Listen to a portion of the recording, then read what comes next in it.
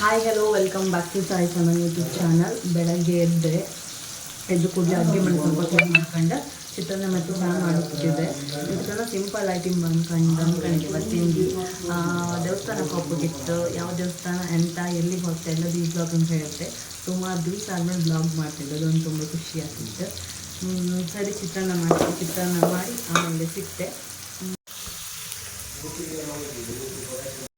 ಚಿತ್ರಾನ್ನ ready ಆಯಿತು, Chanu ready. ತಿನ್ಕೊಂಡು ಬೇಗ ಕೆಲಸ ಮುಗಿಸಿ ಮನೆಯದು ಬೇಗ ದೇವಸ್ಥಾನಕ್ಕೆ ಹೋಯ್ತು. ಈಗ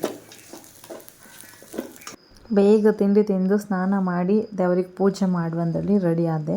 ಆಲ್ರೆಡಿ ರಂಗೋಲಿ ಎಲ್ಲ ಹಾಕಿ ಆಯ್ತು ನಾನು. ಇದು ನಮ್ಮ ಮನೆ ದೇವ್ರ ರೂಮು, ಸಣ್ಣ ದೇವ್ರ ರೂಮು. ಬೆಂಗಳೂರಲ್ಲಿ ಬಾಡಿಗೆ ಮನೆಯಲ್ಲಿ ಇಷ್ಟು ಸಿಕ್ಕೋದೇ ಹೆಚ್ಚು. ನಂಗೆ ಸಾಕು, ನಂಗೆ ಎಷ್ಟು ದೇವ್ರ ಫೋಟೋ ಬೇಕು ಅಷ್ಟು ನನಗಿಷ್ಟ ದೇವ್ರ ಫೋಟೋನ ಇಟ್ಕೊಂಡಿದ್ದೆ. ನಾನು ಊರಲ್ಲಿ ಪತಿಗೆ ದಿನ ದೇವ್ರ ಪೂಜೆ ರಂಗೋಲಿ ಅದೆಲ್ಲ ಏನು ಮನೇಲಿ ಮಾಡ್ತಿರ್ಲಿಲ್ಲ. ಬಟ್ ಇಲ್ಲೇನೋ ಒಂಥರ ನನಗೆ ಏನೋ ಒಂಥರ ಥೆರಪಿ ಥರ ಆಯ್ತು. ಒಂಥರ ದಿವಸ ಪೂಜೆ ಮಾಡೋದು, ಒಂಥರ ರಂಗೋಲಿ ಹಾಕೋದು, ಏನೋ ಒಂಥರ ನನ್ನ ಮನ್ಸಿಗೆ ಮಸ್ತ್ ಖುಷಿ ಕೊಡುತ್ತಪ್ಪ. ಬೆಂಗಳೂರಲ್ಲಿ ಏನೋ ಅದೊಂಥರ ಹಾಬಿ ಆಯ್ತು ನಂದು. ಹಾಬಿ ಅಂತ ಕೇಳಿದ್ರೆ ಈಗ ರಂಗೋಲಿ ಹಾಕೋದು ಒಂದು ಹಾಬಿ ಆಯ್ತು. ಈಗ ಹೊರಗೂ ಅಷ್ಟೇ ನಂಗೆ ಸ್ವಲ್ಪ ತುಳಸಿ ಗಿಡ ನಡ್ಕೊಂಬಷ್ಟು ಮತ್ತು ಸ್ವಲ್ಪ ಗಿಡ ನಡುವಷ್ಟು ಜಾಗ ಇತ್ತು. ನಾನು ಈ ಸತಿ ಊರಿಗೆ ಹೋದಲ್ಲ ತುಂಬ ಗಿಡ ಸತ್ತೋಯ್ತದೆ ಬೇಜಾರು. ಸ್ವಲ್ಪ ಗಿಡ ಮಾತ್ರ ಬದುಕಿತ್ತು, ಅದನ್ನೆಲ್ಲ ಹೊಸ ತಂದು ನಡ್ಕೀಗ.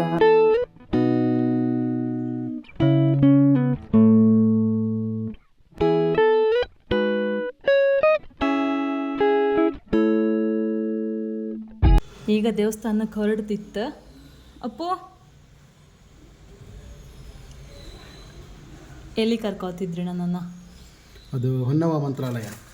ಎಷ್ಟು ಟೈಮಿಂದ ಪ್ಲ್ಯಾನ್ ಮಾಡ್ತಿತ್ತು ಹೊಯ್ಕಂದಳಿ? ಅಂಗಡಿ ಮಾಡ್ದಾಗಿಂದ ಇಲ್ಲಿ ಬಂದಾಗಿಂದ ಹೊಯ್ಕಂದು ನೆನ್ಸ್ಕೊಂಡು ಒಂದು 6-7 ತಿಂಗಳಾಯ್ತಲ್ಲ.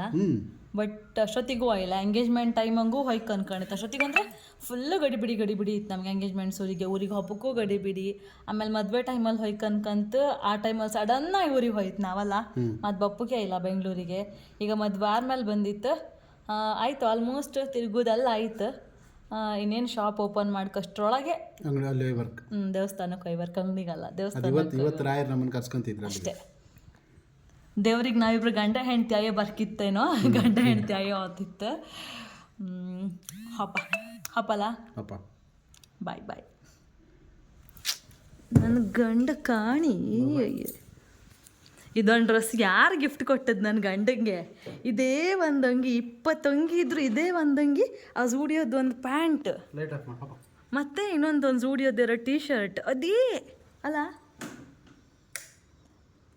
ತೋರಿಸಿ, ನಂದು ಈ ಡ್ರೆಸ್ ನನ್ನ ಗಂಡ ಕೊಡ್ಸೋದಲ್ಲ. ನಾನು ಹೇಳಿ, ನಂದು ಈ ಡ್ರೆಸ್ ಮದುವೆ ಆದ್ಮೇಲೆ ಫಸ್ಟ್ ನನ್ನ ಗಂಡ ಕೊಡ್ಸೋದು. ಇದು ಇನ್ನೊಂದು, ಅದಕ್ಕೆ ಫಸ್ಟ್ ಈಗ ದೇವಸ್ಥಾನಕ್ಕೆ ಇದೇ ಹಾಕೋಣಪ್ಪ ಅಂದ್ಕೊಂಡು ಹೋಗ್ತಿದ್ದೆ. ಚಂದ ಇತ್ತಲ್ಲ, ನಂಗಂತೂ ಇಷ್ಟ ಆಯಿತು. ಬನ್ನಿ ಹಬ್ಬ ಹೈ ಮತ್ತು ದೇವಸ್ಥಾನಕ್ಕಪ್ಪ ಚಲೋ. ಹೊಸ ಚಪ್ಪಲು ಮೊನ್ನೆ ಶಾಪಿಂಗ್ ಹೋಯಿತು ಜಯನಗರದಲ್ಲೂ ತಗೊಂಡದ್ದು. ಆ ಬ್ಲಾಗೆಲ್ಲ ಚೇತು ಹಾಕ್ತಾಳೆ. ಹಬ್ಬ ದೇವಸ್ಥಾನಕ್ಕೆ ಟೈಮ್ ಆಯ್ತು.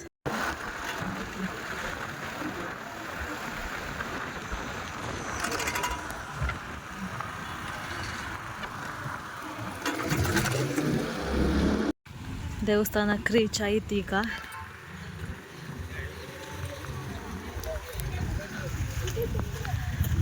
ಏನೋ ನೆಮ್ಮದಿ ಅನಿಸ್ತಿತ್ತು.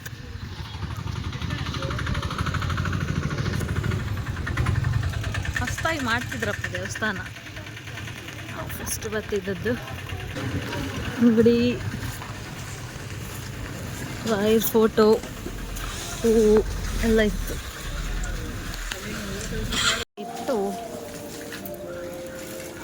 ಕಾಲು ತೊಳುವ.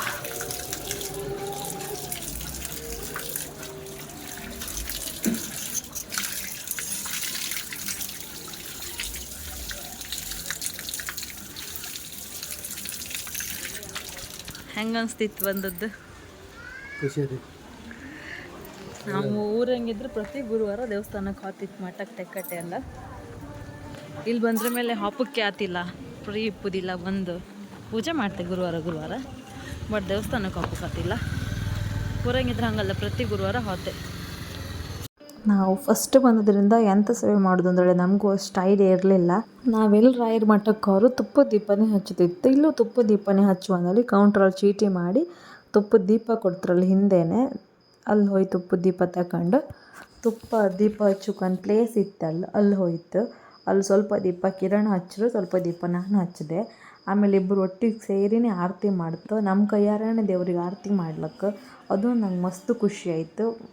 ನಾವು ದೇವಸ್ಥಾನದ ಒಳಗೆ ಹೋಗೋತ್ತಿಗೆ ಅಷ್ಟು ಜನ ಇರಲಿಲ್ಲ. ಇವತ್ತು ಆ್ಯಕ್ಚುಲಿ ಗುರುವಾರ ಅಲ್ಲ ನಾನು ಅಷ್ಟು ಜನ ಇಪ್ಪದಿಲ್ಲ ಅಂದ್ಕೊಂಡಿದ್ದೆ. ಆಮೇಲೆ ಜನ ಆರು ಎಂಥ ಜನ ದೇವಸ್ಥಾನದೊಳಗೆ ಫುಲ್ ರಶ್ ಆರು ಅನ್ಸತಿ. ಕಾಯು ಅಷ್ಟು ಎಷ್ಟು ಜನ ಕಟ್ಟಿದ್ದೀರೋ.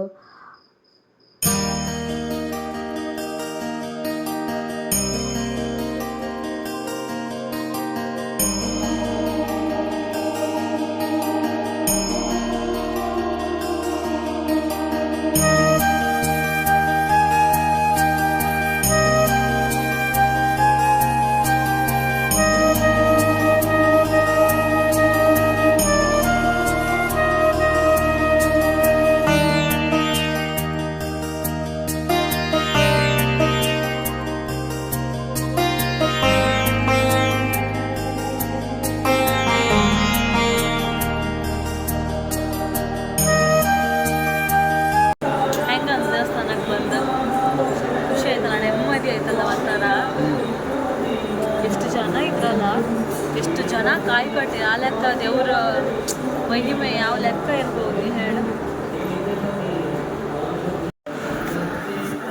ತುಪ್ಪ ದೀಪ ಹಚ್ಚತ, ಆಮೇಲೆ 3 ರೌಂಡು ಹಾಕ್ತ. ಈಗ ದೇವ್ರ ಎದುರಿಗೆ ಕುತ್ಕೊಂಡು ಸ್ವಲ್ಪ ಬೇಡ್ಕೊಂಡು ಹಾಗೆ ಮನೆಗೆ ಹೋಯ್ತು. ದೇವ್ರ ದರ್ಶನ ಮಾಡ್ದಂತೂ ತುಂಬ ಖುಷಿ ಆಯಿತು. ಹೊರಗೂ ವೆದರು ಸಾಲಿಡ್ ಇತ್ತು. ನಮ್ಮ ಗಂಡನ ಹತ್ರ ಕೆಂಬ ಹೆಂಗಾಯ್ತು ಅಂದೇಳಿ ಖುಷಿ ಆಯ್ತಲ್ಲ ದೇವ್ರ ದರ್ಶನ ಮಾಡೋದು. ತುಂಬ ಹತ್ರ ನಮಗೆ ಒಂದು 10 ನಿಮಿಷ ದಾರಿ ಅಷ್ಟೇ. ಅದೊಂದು ಮತ್ತೆ ಖುಷಿ ಆಯ್ತು. ಇನ್ನು ಯಾವತ್ತು ಬೇಕಾದ್ರೂ ಬರ್ಲಕ್ಕ ಒಂದೇ ರೋಡ್ ಸೀದಾ. ಒಂಥರ ಮನಸ್ಸಿಗೆ ತೃಪ್ತಿ ಖುಷಿ ಎರಡೂ ಸಿಕ್ತು. ಕಾಯಿ ಕಟ್ಟಕ್ಕೆ ನೆಕ್ಸ್ಟ್ ಸತಿ ಬಂದರೆ ಈ ಸತಿ ತುಪ್ಪದ ದೀಪ ಮಾತ್ರ ಹಚ್ಚುತ್ತೆ. ಒಂಥರ ಏನೋ ಒಂಥರ ಮಂತ್ರಾಲಯಕ್ಕೆ ಹೋಗಿ ಬಂದು ಎಂಬ ಥರ ಫೀಲ್ ಆಗ್ತಿತ್ತು. ಮಂತ್ರಾಲಯಕ್ಕೂ ಹೋಗಿ ಕನ್ಕಂತ ಇಲ್ಲ ಈ ಸತಿ. ಲಾಸ್ಟ್ ಮೂಮೆಂಟಿಗೆ ಪ್ಲ್ಯಾನ್ ಕ್ಯಾನ್ಸಲ್ ಆಯಿತು. ಕಂಬಾರ ಮಂತ್ರಾಲಯಕ್ಕೂ ಆದಷ್ಟು ಬೇಗ ಕಷ್ಟಂತ ಅನ್ಕಂತಿದ್ದೆ, ಗೊತ್ತಿಲ್ಲ. ನೀರು ಇವೆಲ್ಲ ಬೇಕಮ್ಮ.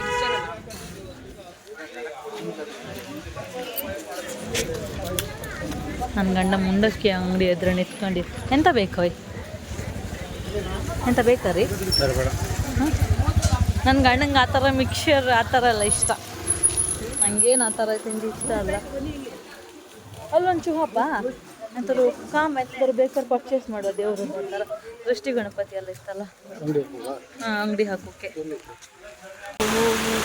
ಮಳೆ ಮಳೆ ಮಳೆ ಕರೆಕ್ಟ್ ಟೈಮಿಗೆ ಮಳೆ ಬಂತು. ಅದೆಷ್ಟು ಚಿಕ್ಕದು ಗಣಪತಿ ಆ ಕೆಳಗಡೆ ಇದೆಯಲ್ಲ, ಕೆಳಗೆ ಲಾಸ್ಟ್ ಹಾಂ 400 400. ದೇವಸ್ಥಾನಕ್ಕೆ ಬಂದದ ಮೆಮೊರಿಗೆ ಗಾಡಿಗೆ ಹಂಗೆ ಒಂದು ಕೀ ಪಂಚಬೇಕಿತ್ತು. ರಾಘವೇಂದ್ರ ಸ್ವಾಮಿದೆ ಹಾಕು ಅಂದೇಳಿ ಗಣಪತಿದೊಂದು ಇದು ಬೇಕಿದ್ದಿತ್ತು. ಇದು ಹುಡುಕ್ತಿದ್ದೆ ನಾನು ತುಂಬ ಟೈಮಿಂದ. ಗಾಡಿದು ಫಸ್ಟ್ ಕೀ ಪಂಚು ರಾಮ ಮತ್ತು ರಾಮಂದಿತ್ತು. ಅದು ಲಾಸ್ಟ್ ಟೈಮ್ ಗಾಡಿ ರಿಪೇರಿಗಿತ್ತು, ಅಲ್ಲೆಲ್ಲೋ ಹೋಯ್ತಲ್ಲ, ಅದಕ್ಕೆ ಸತಿ ರಾಘವೇಂದ್ರ ಸ್ವಾಮಿದು ಹಾಕುವ.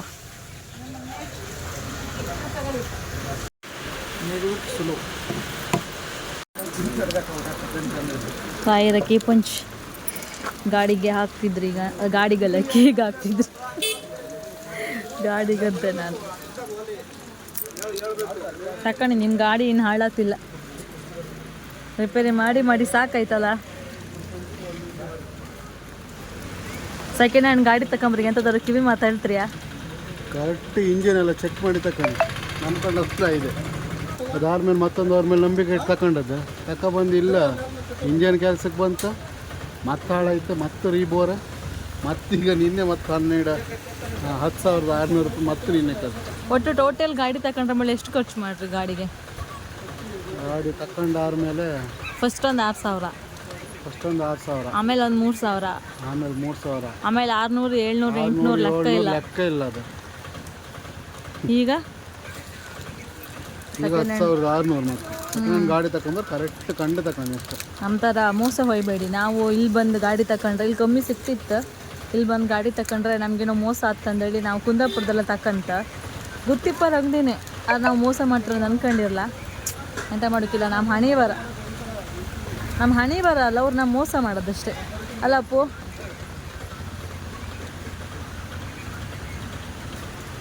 ಬೇಜಾರು ಮಾಡ್ಕೊಂಡು ಬೇಡ, ಆ ದುಡ್ಡು ಎಲ್ಲೋ ಹಪ್ಪುದು ಗಾಡಿಗೆ ಹೋಯ್ತು ಅಷ್ಟೇ. ಮಳೆ ಬತ್ತಿತ್ತು. ಮನೆಗಿದ್ದಿರ ಒಂದು ಕಾಫಿ ಮಾಡಿಕೊಡು, ಚಹಾ ಮಾಡಿಕೊಡು. ವೆದರ್ ಮಾತ್ರ ಸೂಪರ್ ಇತ್ತು. ಅಪ್ಪ ಓಪನ್ ಮಾಡಿ. ಅದೊಂದು ನನ್ನ ಗಂಡಂದು ಎಂಥ ಸೌಂಡ್ ಇಲ್ಲ, ಅದೊಂದು ಸೌಂಡ್ ಇದೆ. ಮಳೆ ಮಳೆ ಮಳೆ ಬತ್ತಿತ್ತು, ಹನಿ ಹನಿ ಮಳೆ. ಬೇಡ ಬೇಡ ಅಪ್ಪ, ಓಸಿದಂತೆ ಸುಮ್ಮನೆ ತೊಂದರೆ ಇಲ್ಲ. ಬಟ್ಟೆ ಹಂಗೋ ಚಂಡಿ ಚಂಡಿ ಹಪ್ಪಕ್ಕೆ ಅಂತ ಭಾಳ ಅನಿಸ್ತು. ಅದಕ್ಕೆ ಈಗ ನಂಗೆ ಒಂದು ಒಳ್ಳೆ ಹೋಟ್ಲಂಗೆ ಚಹಾ ಕೊಡ್ತದೆ, ನಾ 3 ಬದಿಯರದ್ದೇ. ಈಗ ಮನೆಗೆ ಹೋಗಿ ಕಾಫಿ ಮಾಡ್ಕೊ ಕೊಡುವ ಅಂತ. ಮಳೆ ಮತ್ತೆ ಜೋರು ಬಂದಂಗಿತ್ತಪ್ಪ. ನಾವು ಮಾತಿತ್ತಂದ್ರೆ ಜೋರು ಬರ್ತಿತ್ತ ಅಂತ ಗೊತ್ತಾಯಿಲ್ಲ.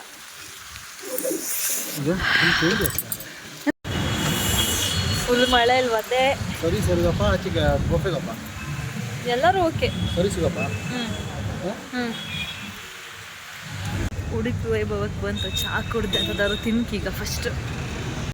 ಹೊರಗು ಫುಲ್ಲು ಚಳಿ ಮತ್ತು ಮಳೆ ಇದ್ದಿತ್ತಲ್ಲ, ಅದಕ್ಕೆ ಚಹಾ ತಕ್ಕಂಡು ಮಸಾಲೆ ದೋಸೆ ಮತ್ತು ಆನಿಯನ್ ದೋಸೆ ತಕ್ಕಂತ ನಾವು ಊರಿದ ಹೋಟ್ಲಿಗೆ ಎಂತ ಕದ್ದಂದ್ರೆ ನಮಗೆ ಊರಿದ ಥರನೇ ಟೇಸ್ಟ್ ಇಷ್ಟ ಆಗ್ತದೆ. ದೋಸೆ ಎಲ್ಲ ಚಾನೂ ಅಷ್ಟೇ ನಮಗಂದ್ರೆ ಬೇರೆ ಕಡೆದಷ್ಟು ಇಷ್ಟ ಆಗ್ತಿಲ್ಲ. ಅದಕ್ಕೆ ನಾವು ಆಲ್ಮೋಸ್ಟ್ ನಾನು ಮನೆಗೆ ಮಾಡ್ತೆ ಅದಕ್ಕೆಲ್ಲ ಅಡುಗೆ. ಇಲ್ಲ ಅಂದರೆ ಎಲ್ಲರೂ ಹೋದಲ್ಲಿ ಹಿಂಗೆ ಆ ಟೈಮಿಗೆ ಊರಿಗೆ ತಿಂತಿದ್ದರು, ಹೋಟೆಲ್ ಇದ್ದರೆ ಹೋಗಿ ತಿಂತತ್ತಷ್ಟೇ. ಅದು ಬಿಟ್ಟು ನಾವು ಹೊರಗೆ ಜಾಸ್ತಿ ತಿಂತಿಲ್ಲ ಬೆಂಗಳೂರಲ್ಲಿ. ಊರಲ್ಲಿದ್ದರೆ ಮನೇಲಿ ಅಷ್ಟು ತಿಂತಿಲ್ಲ, ಹೊರಗೆ ಜಾಸ್ತಿ ತಿಂತತ್ತು.